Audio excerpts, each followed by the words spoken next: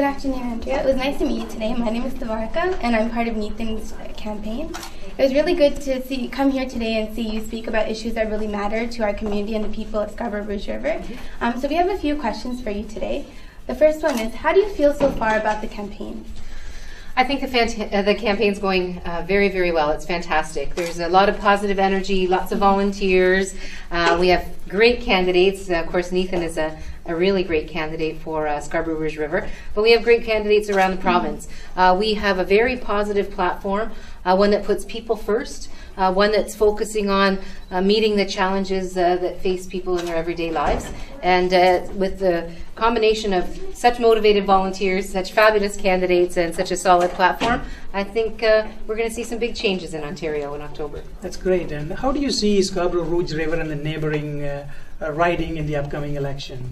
You know, Scarborough and the neighbouring Scarborough Rouge River and the neighbouring ridings in Scarborough have been taken for granted, I think, by the McGuinty Liberals, like pretty much everywhere else. People are feeling like the government has ignored them, like their problems have not been a priority. Solving problems of everyday people has taken a back seat to, corporate CEO raises, to insiders and lobbyists who get all of the attention of the government, their well-connected friends. That's not the way things should be. It doesn't have to be that way in Ontario. We can make the kind of changes that put everyday people first, and that's what New Democrats intend to do. Yeah, that's what my following question is going to be. How, like the NDP, can you talk a little bit more about the NDP policy, how NDP put people's first?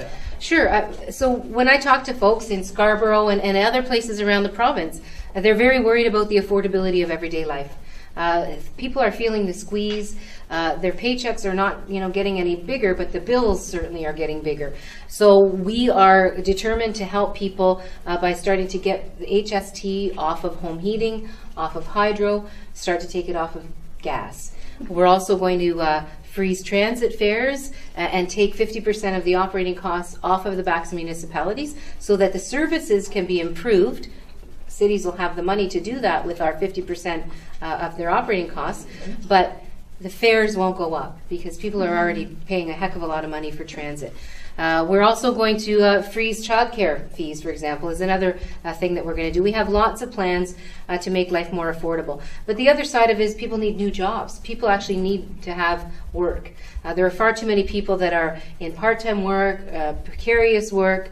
We need real, full-time, decent jobs for folks. So just the other day I announced a plan to help employers hire new permanent workers. We're going to offer a $5,000 tax credit for employers that are hiring new workers. And we also, I've announced before, tax credits for employers who are training their workers, so training tax credits, as well as tax credits for companies that are investing in their capital, in their equipment, in their plant, machinery, because we want to work with companies that are going to stay in Ontario and put people in jobs first.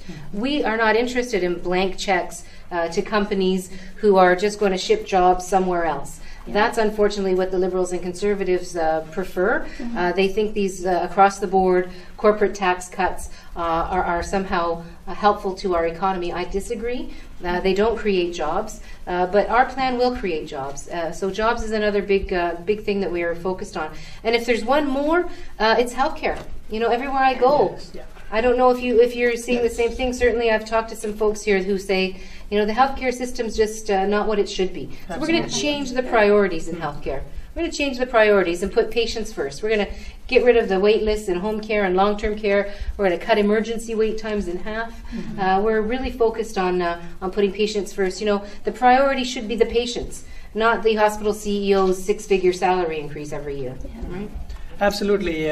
We are excited about it, and thank you very much for your time, and we will continue to follow. My pleasure, and it's nice to see you again. It's a pleasure. Thanks so much. You.